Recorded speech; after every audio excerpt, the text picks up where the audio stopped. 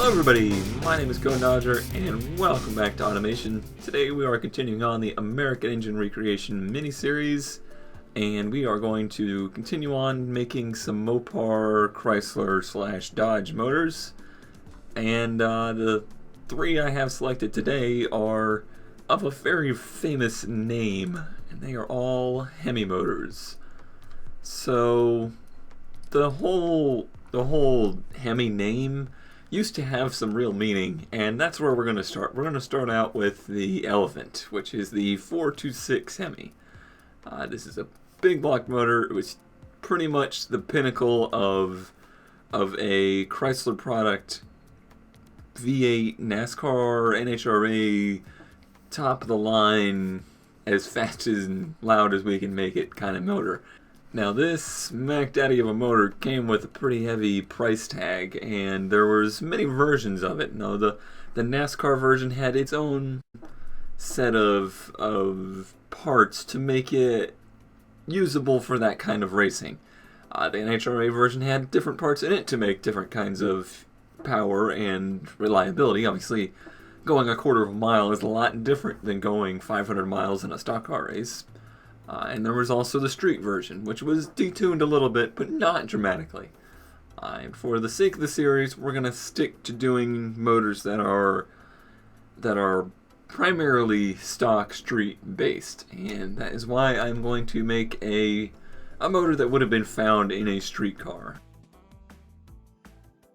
So those are the specs that I am basing this motor off of. Very difficult one for me to find any concrete information on. I'm not sure why that is, but many hours of research into all three of the motors that I'm doing today. For some reason, the stuff was just not out there. What we know for sure is that it's a cast iron block motor, that it has a 108 millimeter bore, or 4.25 inches.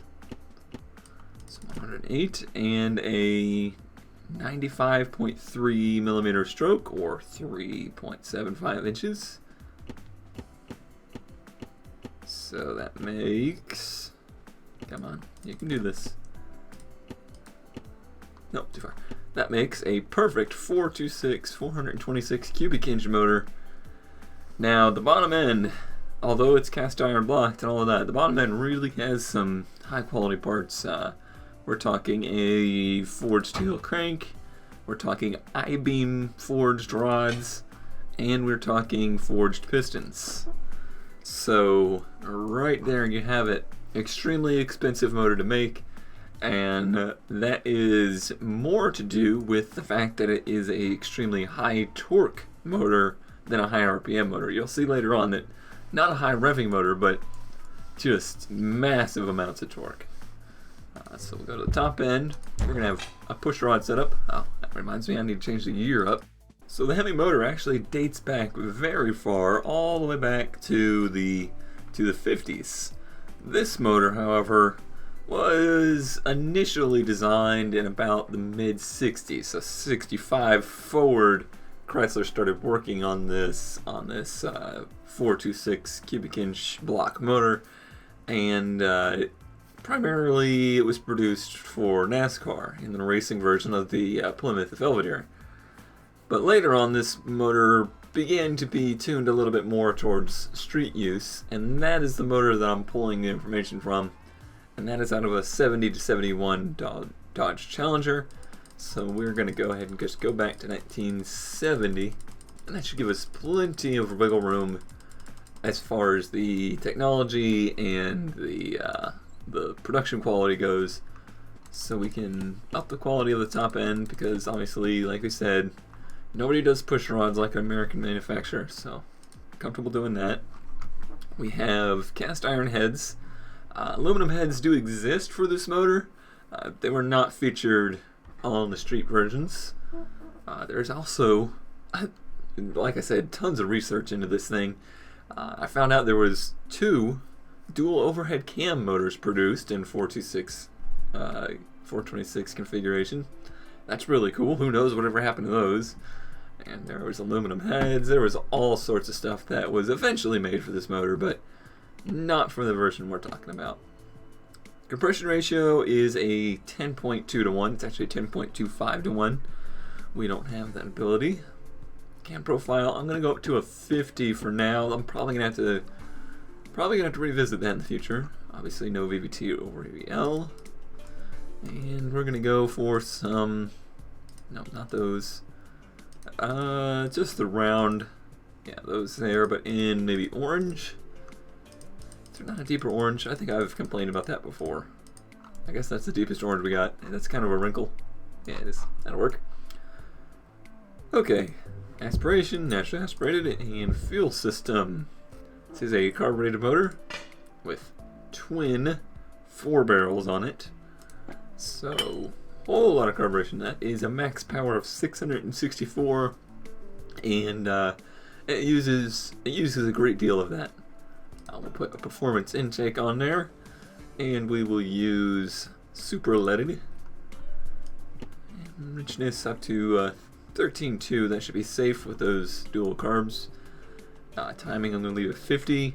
The red line, we're actually going to go down to 5,500.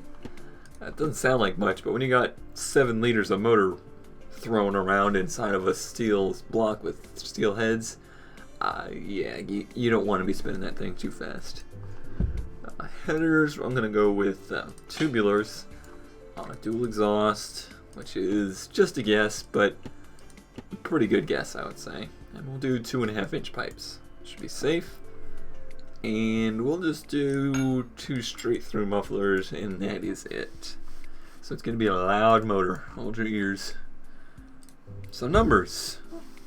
I am looking for 425 horsepower at 5,000 RPM and 490 foot-pounds of torque at 4,000 RPM. So like I said, a whole lot of torque, 490 foot-pounds, but at pretty high. I have a feeling our motor is going to hit that torque number much shorter, much earlier, I mean, than 4,000 RPM. But let's see.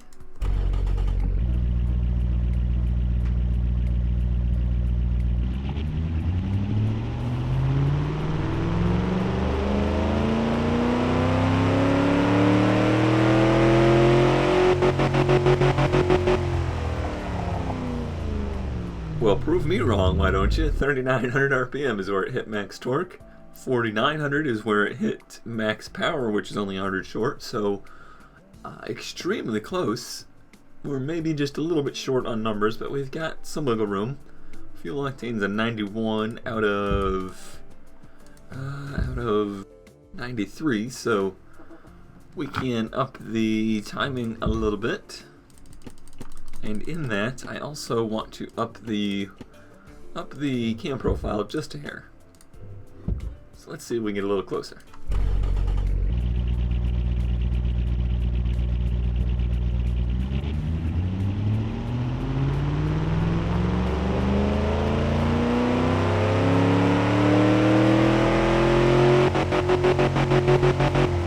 Well, we certainly got closer. We actually got a little too close and a little above. So I'm going to come off on that ignition timing just a little bit. Let's do a quick test and see. 431. Why did we found horsepower there? Go figure. Come back down even more. Too far. So we'll aim for the middle. Watch it be 50. 424. Nope, just a bump. Just a bump. 425, and just a touch short on torque, but 486 foot-pounds at 3,900. And look at that torque curve. That is just a beautiful torque curve for a motor, and really the power curve in general. Just an incredible amount of power. I mean, 2,000 RPM, and you're already making 150 horsepower and 400 foot-pounds of torque. That is a very large usable power band, and that is what made this such a great motor for racing. And because it had those very high strength internals and a rather low rev limit, pretty rock solid reliable motor as well. So that one was pretty easy. Actually, we can keep that. Cubic inch. Hemi. So there's one thing I want to cover in this. Why is it called a Hemi motor? Most of you probably know, but if you don't, we're not really going to get too good of a look at this, unfortunately. I wish you could choose what you were showing if you could just show the heads without the block, but basically in the heads, underneath here in the combustion chamber, so as the piston comes up, there is a area that surrounds the valves here. Hold on, let me do one thing real quick. Okay, sorry about that. I just wanted to unhide my mouse cursor so I could show you what I was pointing at. So right here, around these valves, there is a chamber that they sit in. And in a Hemi motor, there is a hemispherical area around those. So take a sphere, take a circle, you know, a 3D circle, and chop just the top of it off, just enough for these valves to sit in, and that's what surrounds those. And that technology makes for a great swirl effect in the way the fuel-air combination comes down through the intake valve, and it makes for a very even combustion. So you get a nice, crisp combustion chamber when you do that. And that was the big deal with a Hemi motor. Now in the future, basically every motor is going to adapt this kind of technology, and you won't find a motor that doesn't have a highly sophisticated, not necessarily hemispherical, but it's just tuned to flow the air, the fuel air, in a very sophisticated way around the valves as they open. So although this motor does feature that kind of head design, future Hemi motors kind of don't. Basically every motor now has a highly tuned combustion chamber area, so oh, we already saved that. So that should ease some of the confusion on why people might say, well, new Hemi motor's not really a Hemi motor, it's just a name. Yeah, you're right, it is really just a name to it, but the spirit is still there. There's still something to say about, now, Dodge or Mopar, Chrysler, they didn't come up with a Hemi idea, especially not on this motor, but it was something they really honed in on this motor, and it's part of what made it such a high performance motor. So there is that. Okay, so now that's out of the way, let's move on to some more Hemis, and I'm actually going to keep this motor up, but we are going to change everything. So we're going to go all the way up to 2003. And you probably know where I'm headed with this. So after the Chrysler Corporation kind of came out of their little slump in the 90s, they decided to kind of recapture their previous fame by making a new Hemi motor. And that is what we're going to build, the 5.7 Hemi, which is found in the Charger Daytona, the Challenger, all of Dodge's trucks, and basically every high-performance Chrysler vehicle made besides the Viper. Now, it is still going to have a cast iron block, but we are much smaller, so we're going to go down to a 99.5. Oops, 99.5. There we go. By a 90.9. So that gives us a 344.9 cubic inch motor, but it is primarily known by its leaders, and that is the 5.7. Okay, so now we're way into the future here from the Hemi motor, the previous 426.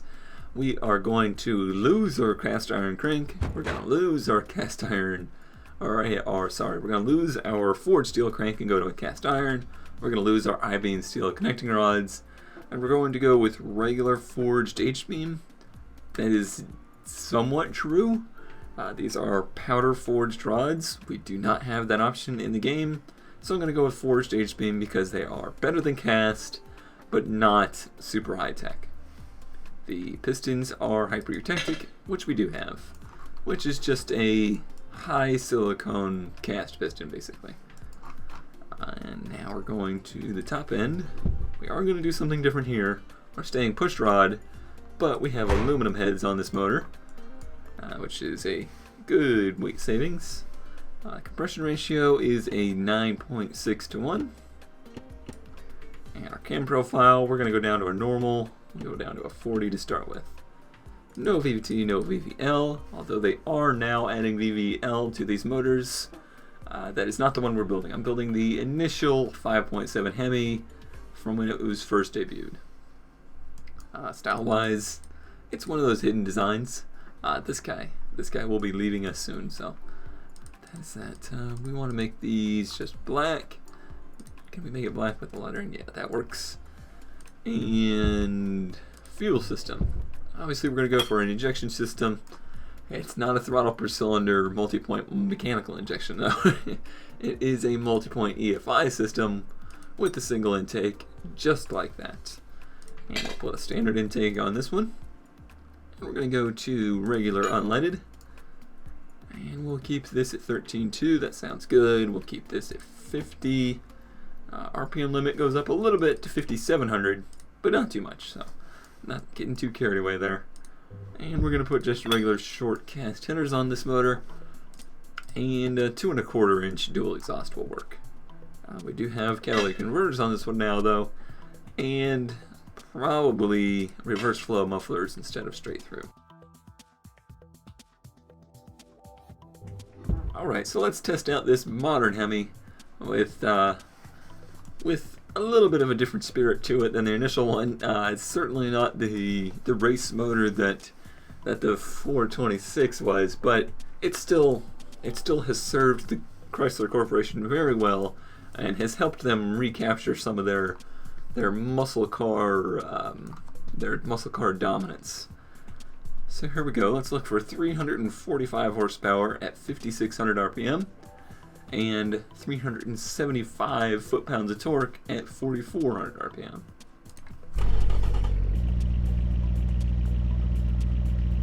Chart looks like something's maybe a little bit off. Perhaps a little bit of knock is possible.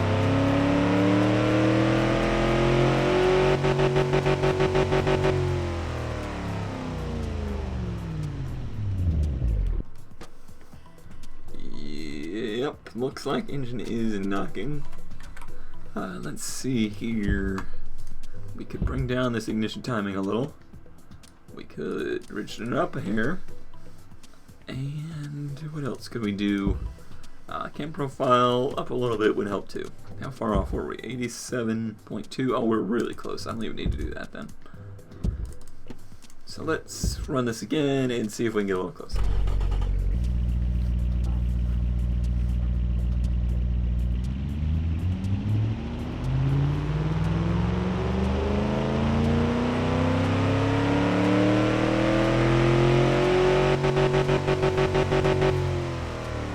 Okay, so a successful run, but we're still short on numbers.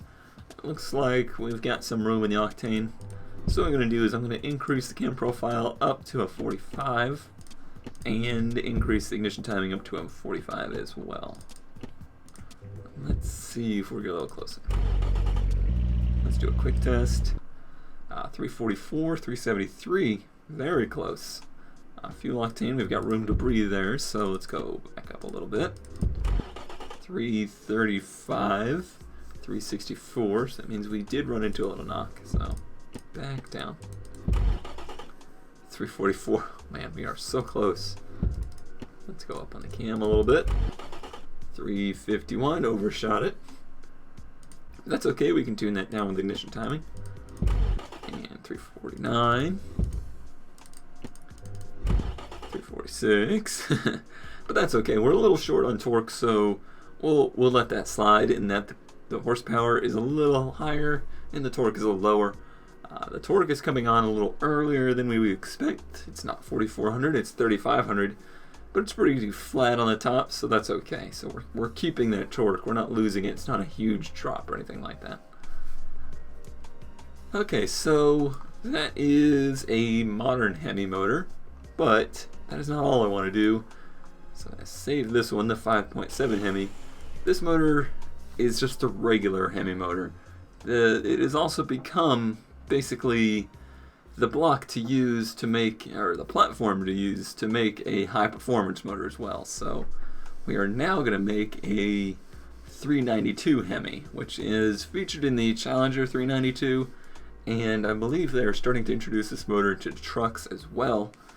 And basically, it's the equivalent of saying an LS6 versus an LS1. That is the best way I could describe it. You know, it's the same family of motor, but with emphasis on performance and not just all-around street use. So we're going to go to a forged steel crank.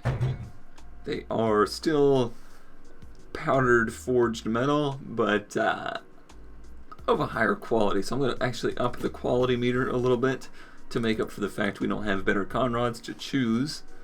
The pistons are still hypereutectic. Everything else stays the same besides this. So this motor has a 103.9 bore and a 94.5 stroke. So that brings us up to 391 cubic inch. Why it's called a 392? Who knows? Maybe it just sounds better than 391. I don't know. But anyway, that is it for the bottom end. That's the only differences. As you can tell, it's just a bored and stroked version of that same block. So it's not a new casting. It's just, well, it is probably a new casting, but it's just a larger board and a longer stroked version of that same casting. That longer stroke, some of that is absorbed into the compression ratio, which means that the pistons are going to be riding higher up into the combustion chamber. So that is now a 10.9 to 1. It's pretty high for a street motor. You can see it's just getting up into there to the yellow range of the high. Cam profile we'll leave at 47. On the style, we keep that same style, and maybe just make them a brighter color. So we'll go with maybe the ugly orange, or red. No, they're not red. I guess ugly orange it is. The aspiration stays NA. The fuel system stays multi-point. But we'll put a performance intake on this one, which actually looks very similar to the setup on this motor, so that works out pretty well. This motor runs on premium unleaded, which is what we would call super unleaded here. Very confusing. But 90 octane is a very good point to consider it at. So we'll leave that. I'm going to put the timing up to maybe 45 as well. Let's see. RPM limit goes all the way up to 6,200. So a pretty good bump there. And the exhaust, we'll say it has tubular headers on there with a 2.5 inch exhaust instead of 2 1/4.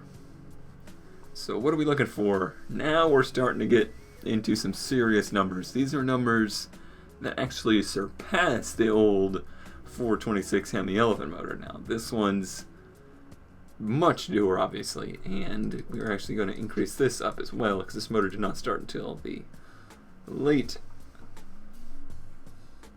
This motor did not start until about 2006, 2007, so we'll give a little bit of a tech boost there. Now we'll keep the mufflers the same. I may be straight through, but it's probably reverse flow. Try and keep it a little bit tame on the street. So we are looking for 470 horsepower at 6,000 RPM and 470 foot-pounds of torque at 4,200 RPM. I have a feeling those numbers are going to be slightly hard to match, but we will see.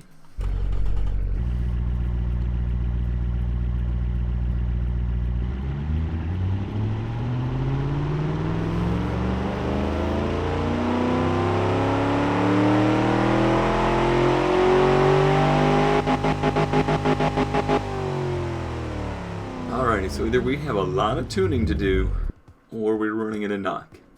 It looks like we were running into knock, but probably both. Bottom end part is reducing the MTBF as well. We are hitting an RPM limit on somebody down there. Whoops. Somebody down there, and it's probably this guy here. But that is what we have to work with, so I'm just going to increase the quality up to 10, see if that will take care of it. I'm going to go up on cam profile to help our octane. And how far off were we? 90.7. We were very close, so I will not take any timing. Let's just do a quick test here. Still knocking 90.5 out of 90.3. So in that case, I believe I am going to go up to super unleaded. There's just not an option here for 91, so 93 it is. So now we should be able to bump timing quite a bit as well. Now that chart's going up into numbers we should be reaching.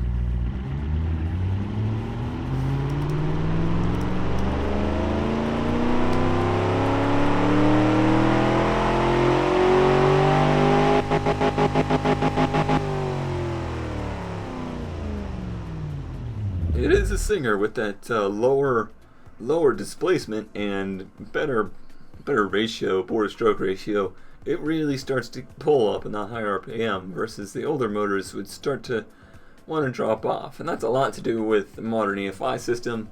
But that smaller block, that smaller displacement helps that too.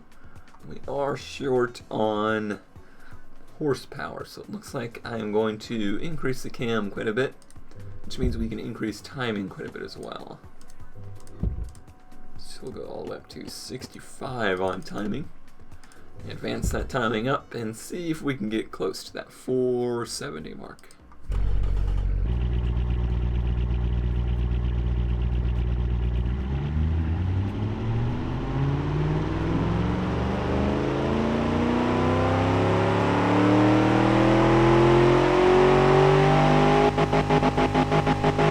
Wow, how about that? 470 and 470. I definitely did not expect that to happen. And we're actually really close on the RPMs as well. 4,100 on torque and 6,200 on horsepower. That's only 100 RPM off here and 200 RPM off there. So, sweet. That is really awesome that worked out that well. Clearly, that's all due to the engine builder. No, that was a complete accident. So, there we have the 392 Hemi. I don't know. I guess that's a descriptive enough name for me to remember which one it is. Let's take a look back now at all of these motors that we have in here. So I've had a couple requests to release this, release my engine pack. So basically I will make a file that contains all of these engines, and you can download it, put it in your own game, tweak on them, maybe make them better, maybe just play around with them, see what they're like, or put them in your own cars and stuff like that. I will be doing that as soon as we wrap up the American Engine Recreation Series and we hit a certain milestone. I'm not going to disclose what that milestone is just yet, but we are closing in on it. So that means that this series will be coming to a close pretty soon. This mini-series, that is. Automation will definitely be continuing into the future, but we're going to move on to some other engine groups and maybe just some other themes in general. And it also means we are definitely closing in on a milestone as well. So look forward to that in the future. But until then, as always, thanks for watching, and I'll see you next time.